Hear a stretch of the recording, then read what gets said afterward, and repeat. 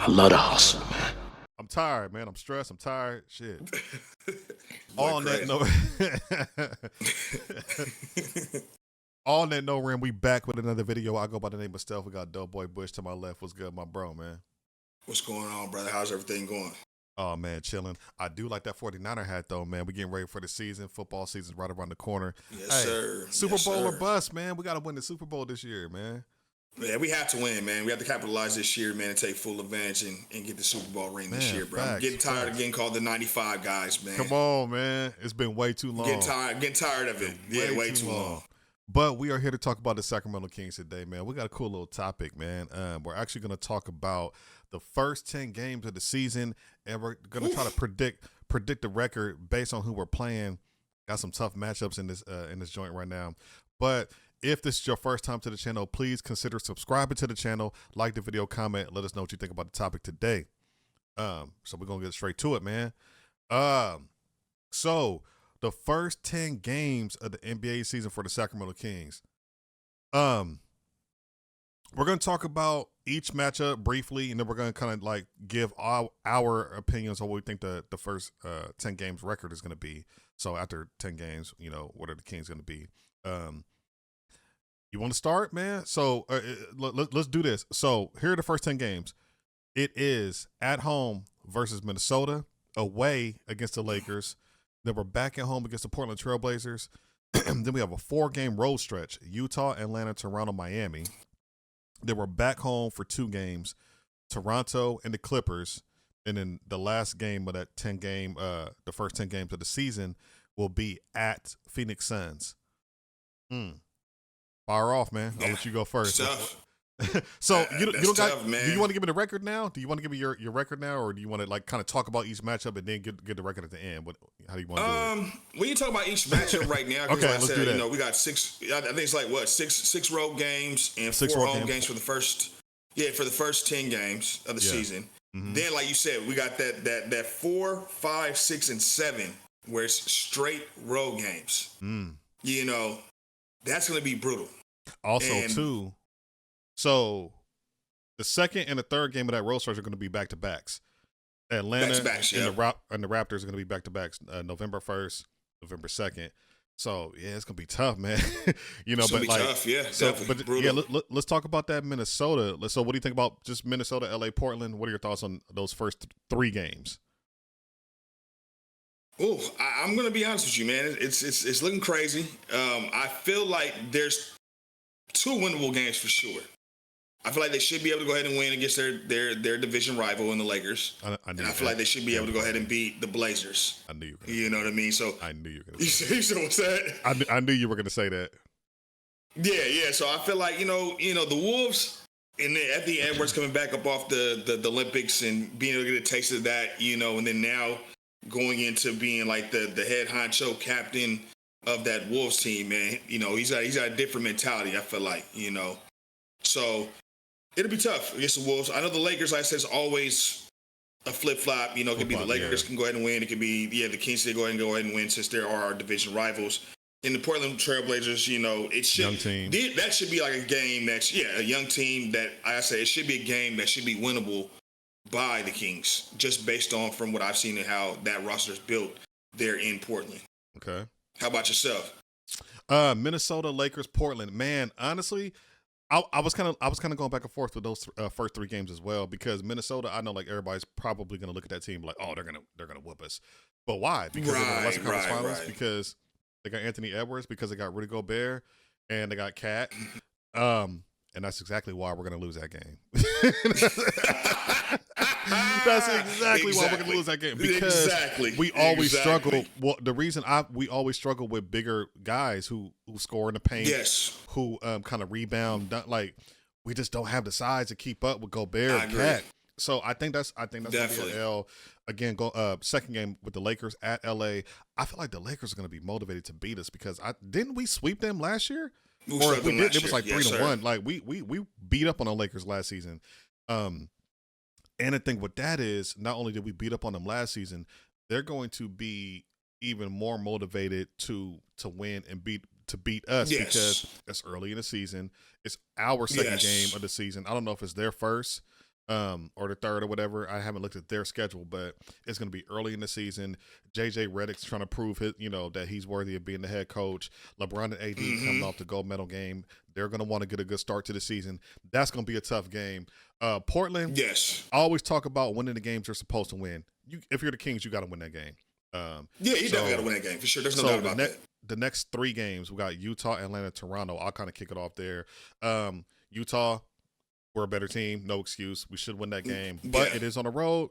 And then you have Atlanta, Toronto. My concern with Atlanta, Toronto is you have Atlanta and then Toronto. That's a back-to-back. Like I said, November 1st and then November 2nd.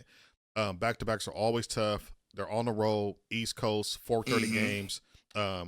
Earlier games as far as the Kings body clocks. They're away, so that's gonna be tough. So what do you think about those? The Utah, Atlanta, Toronto. I mean, it's always tough to be on the road and travel with a 4-game stretch of being on the road, and especially like you said, coming off a back-to-back, where you're playing the Trailblazers and the Jazz, and then have to go ahead and face, Atlanta, the Raptors, and the Heat. For me, I can see a couple of these games are winnable, should I say? Especially the Atlanta Hawks, the Raptors. I feel like those games should be won. I feel like, but like I said, because we talked about this beforehand, to where at times the Kings do play down to competition. Yes. If you play down to competition, we know what happens. You end up losing, and these games would be like, damn. When you look back at the schedule, we should have won that game. Or we should have won these games. Mm-hmm. So it just all depends on what their mind state is. Once they go ahead and get out there and play and see what they actually do from there. All right. Then we got Miami, Toronto, Clippers, Phoenix. So we'll just kind of round out just our brief, thoughts on those games. Miami is always a tough team. Miami is not the most talented team in the NBA. I don't think anybody would ever say that about them, but they're always well coached. They have a system. It's just tough to play those guys because they're so tough. You know what I'm saying? So that, we'll kind of talk about that game more in a little bit, or our prediction for that game rather. Then we have Toronto again. So we're getting Toronto Raptors out the way. Our 2 games early with them are going to be in the first 10 games, our first 10 games and theirs as well. So we're getting them out the way. Clippers and Phoenix. Those are 2 interesting games because I feel like the Clippers, you don't have Paul George anymore. That's a clear step back. That is a clear step back. I don't care what anybody says. Your team is not as good if you don't have Paul George on it, if you're the Clippers. It's just not. Phoenix, and that's going to be an interesting time of the season for them because around 10 games of the season, that's going to be the Beal, Booker, Durant. That's going to be an important spot of the season for them because we're going to see are they gelling after 10 games? You know what I mean? Because if not, I'm sure people are going to be calling them like, hey, you want to make a trade? Yeah. I agree 210% on that one. Hey, Durant, is he happy? So they're going to be, trying to prove themselves as well as a team. So, those are the first 10 games. Again, Minnesota, Lakers, Portland, Utah, Atlanta, Toronto, Miami, Toronto, Clippers, and then the Phoenix Suns. I'll go first. So, so I kind of gave y'all my first one. I feel like the Minnesota game is going to be a loss because of the bigs. It's just the Kings are just they're small. We didn't really get we don't really have a strong presence off our bench as far as the play of our centers or big men like that. Sabonis can't do it all. I see him maybe getting in foul trouble that game, getting out rebounded and things like that. So I feel like there's going to be a loss.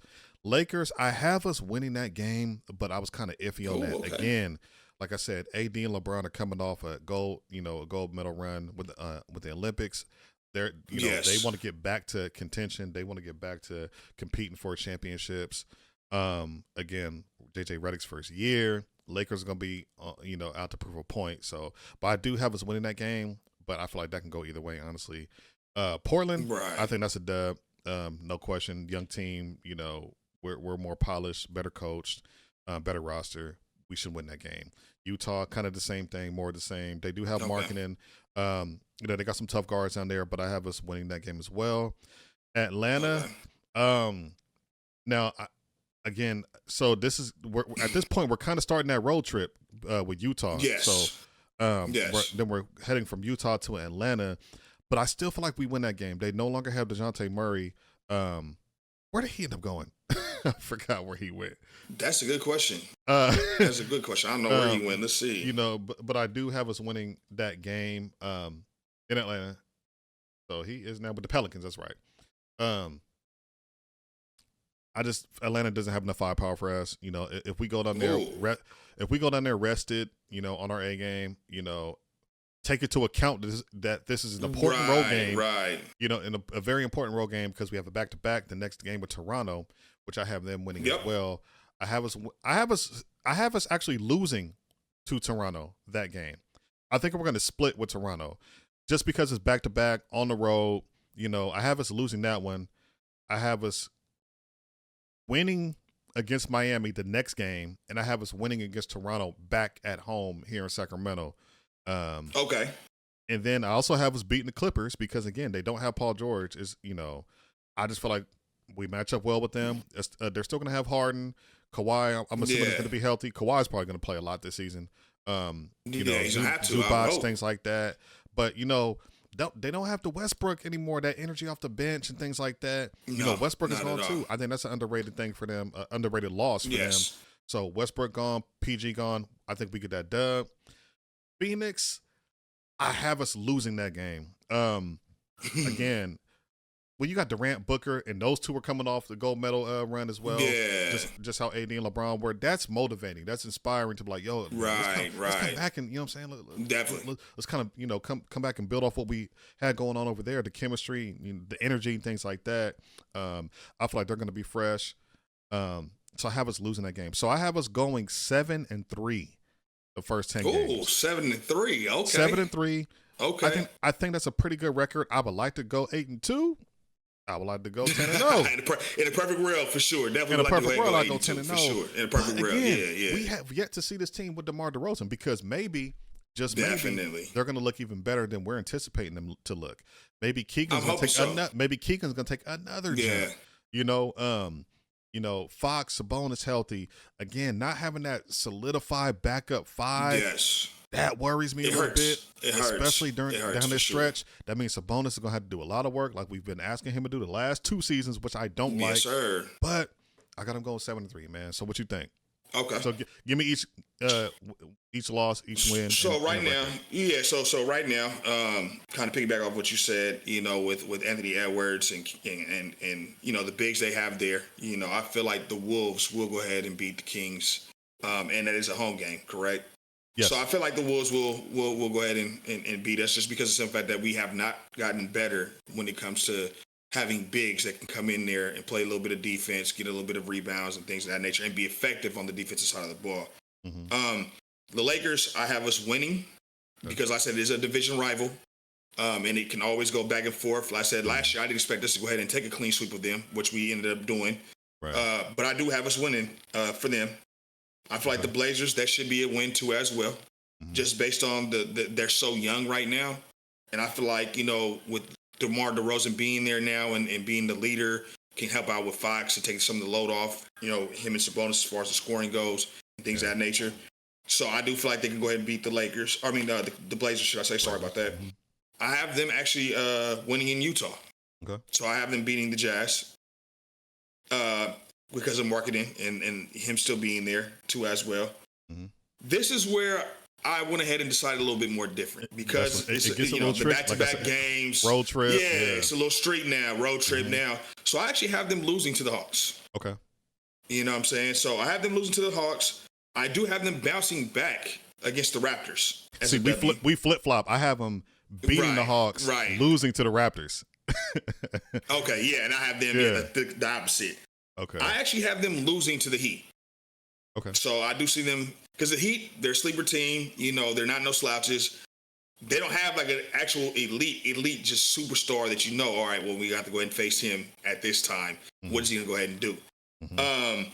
I have them actually beating the Raptors again. So sweeping the Raptors. I have them winning. Right. I have them winning against the Clippers. Very possible. I have them beating the Clippers because I say Clippers, they're a team too as well. They play down to their competition. Not saying the Kings are lower than them, but they have their moments. And then, like you said, PG's no longer there. You know, you don't know what Kawhi's going to go ahead and do. We don't know if he's going to go ahead and, and take some games off. We don't know what his health is still looking like, as far as him coming back off that injury and things of that nature. Mm-hmm. And I actually have them losing to the Suns. Mm-hmm. I feel like this year the Suns might be able to go ahead and get this core together and actually play good, but we shall see what happens. So overall, I have them at 6-4. Oh, 6-4. Yeah, 6-4. Oh. Yeah, 6-4 to start the season off with 10 games, man. Oh, man. Okay, so 6-4, man, that's not that good. If you're the Sacramento Kings, you have to get off to a better start than 6-4. So yes, and it kind of goes back to what we were talking about in our last video with the Bleacher Report only saying that we're going to win 44 games, go 44-38. 44 games, yeah. I mean, by the way the way you're talking, you kind of sound like you agree with the Bleacher Report. I mean, because that's kind of like the pace. On pace to kind of right. So well, the thing about it is, man, is that like we touched on beforehand, and like some of the people that be commenting, putting comments underneath the videos and things of that nature, is that we did not get better as far as from a power forward and a center position when it comes time for Keegan to go ahead and exit out, and when it's time for Sabonis to go ahead and exit out.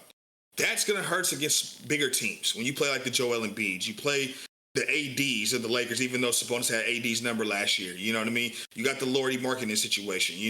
Bam Adebayo. You got him over there in Miami. So, and then you got the three-headed monster, you know what I'm saying, in Minnesota. So, and I'm just naming a few. I'm not even going to go ahead and talk about, the Nuggets, even though I know they regressed a little bit as far as their bench production. But, bro, like not having an actual power forward and a 5 to actually come help out when it's time to help out is going to really hurt Kings down the line, unless they're able to find a gem in this, preseason on this roster, possibly, or if they make a trade. It all depends on the defensive scheme. If Sabonis can stay out of foul trouble, that's big for sure. That's big, and I think if we're able to do that, kind of taper his minutes off to where he doesn't have to always guard the 5s. But here's why I think having DeRozan is going to help. Even if you have somebody come in, say like Alex Len, and sub for Sabonis, or Trey Lyles, and come in and sub for Sabonis just for a little bit. Now you have DeRozan who can kind of take some of that scoring lead. You know what I mean? Scoring off, yeah. He's a halfway decent rebounder because he's probably more so like a small forward, but he could play a little bit of that 5 position too. Get 5 position, yeah. You know what I'm saying? Be asked to rebound. If you ask him to rebound, he'll go do it. Maybe kind of switch on the 4s. The opposing team's power forward and things like that. He is willing to do that. So I think having him will help that a little bit. We just have to see how it's all going to look and come together. You know what I mean? So that's why I said 7-3, because not only am I kind of wishful thinking, but I do feel like they're better than some of these teams that we have sitting here. Again, I feel like feel like, and I always say you gotta beat the teams you're supposed to beat. When you're better than that team, you have to win the Miamis. You have to win the Clippers. Clippers, the Jazz. I would like to see a sweep against Toronto. I have them splitting against Toronto, but the Raptors. But I would like to I would like to see a sweep of Toronto. I think Minnesota's going to be more of a competitive game than we're probably anticipating. Even though I do have them losing, I feel like that might. I mean, it's winnable. You got to execute. Yeah, no, it's definitely winnable for sure. I do feel like Minnesota.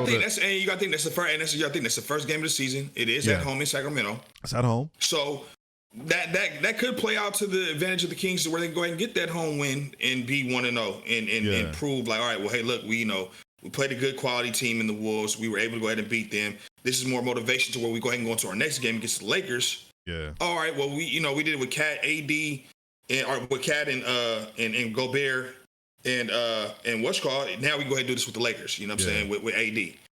Because the Lakers hadn't really made any big splash moves in the offseason. No, they didn't. So like I said, 6-4. That's just my prediction, just because I'm basing off of the fact of we don't like to play defense, and I hope somehow when we do go ahead and go into training camp and into preseason and things of that nature, we put a lot of emphasis on playing defense. Well, here's the thing. I will say this. De'Aaron Fox, I feel like every season is becoming a better defender. Like every year, I'm seeing improvement with him being a defender, all on-ball defender.